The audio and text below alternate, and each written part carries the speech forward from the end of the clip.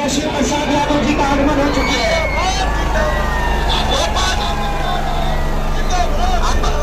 आप सभी से रिक्वेस्ट है, आप सभी से जिंदाबाद जिंदाबाद, लालू यादव जिंदाबाद।